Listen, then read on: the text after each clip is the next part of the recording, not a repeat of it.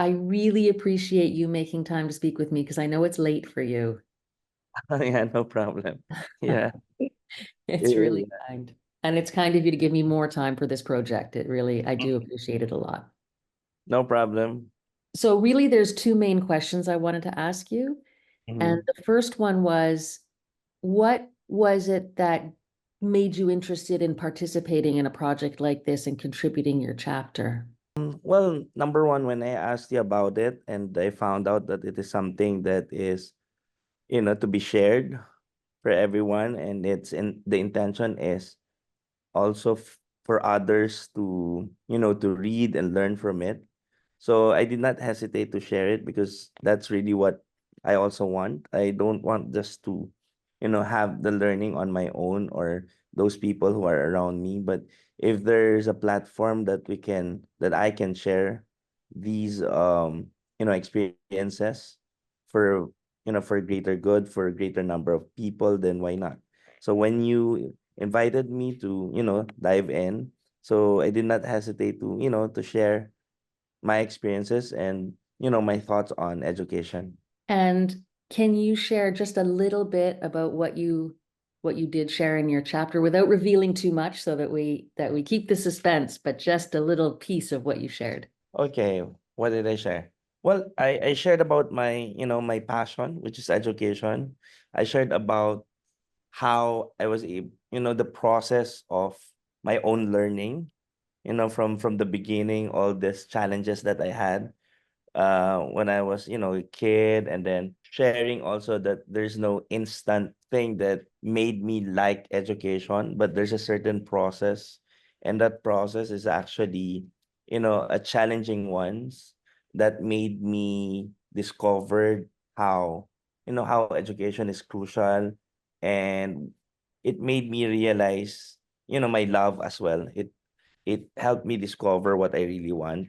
So it's more of, the process, the learning process that I've been through, not inside the classroom, but throughout the life that I had. And it's a wonderful chapter. I really appreciated how much you shared about your life and your experiences, and also about the work that you do. So the reason I invited you specifically is the work that you do. Yeah. Also, I realize one thing that I also shared is being open for vulnerability, because I think that that also makes sense that when you make yourself vulnerable and open your weaknesses to others, that also strengthens me.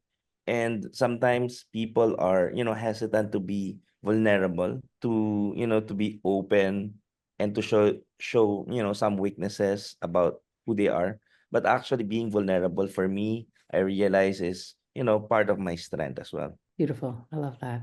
Can you talk a little bit about the organization that you run, that you founded? Okay, so the organization that I founded is called Silid Aralan, or in English, it's Classroom. Basically, what we do is we help those low-performing students, considered low-performing students here in the Philippines.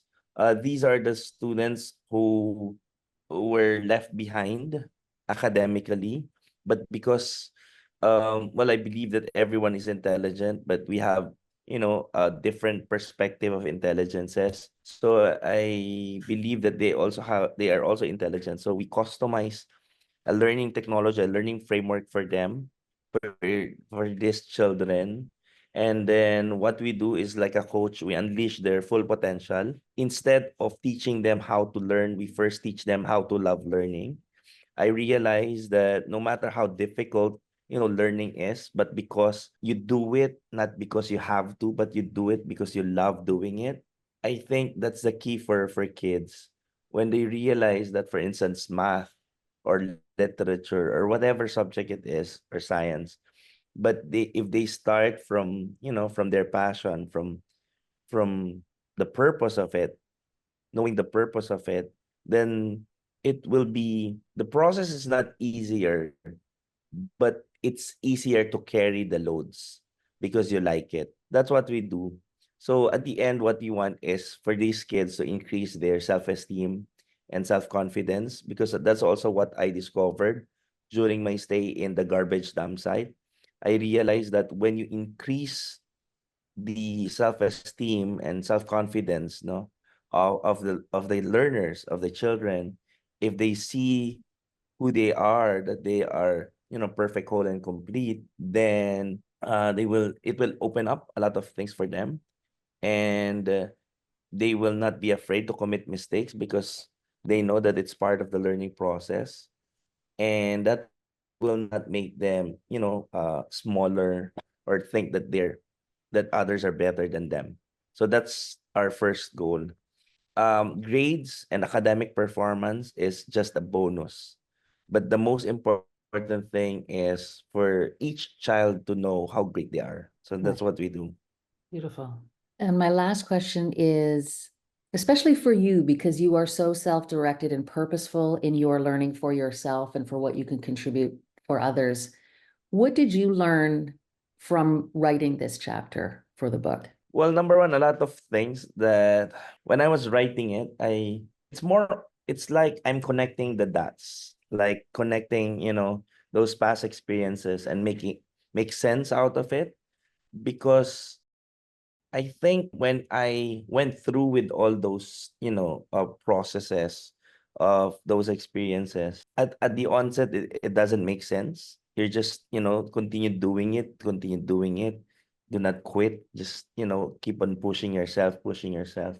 And then when you look back and, provided me time to, reflect and write a bit about this, I realized that those, what I realized is really how each milestones are connected, and there is nothing that I experience that is considered worthless. And there's no like bigger or smaller things that happen, but each milestone is part of a greater thing. That's what I realized. I realized that when I, if I would omit one of those things, then definitely the outcome will be altered, and definitely, everything will be altered, even my perspective and who I am right now. So I think having time to write, reflect, make me connect all those dots, because those were the times that I don't have any time of connecting it, but just really, pushing myself. But writing now is more of appreciating it, appreciating of the things that happened, and also realizing and acknowledging that what happened is, with purpose and interconnected. Thank you, Arcie. Thank you, Sarah.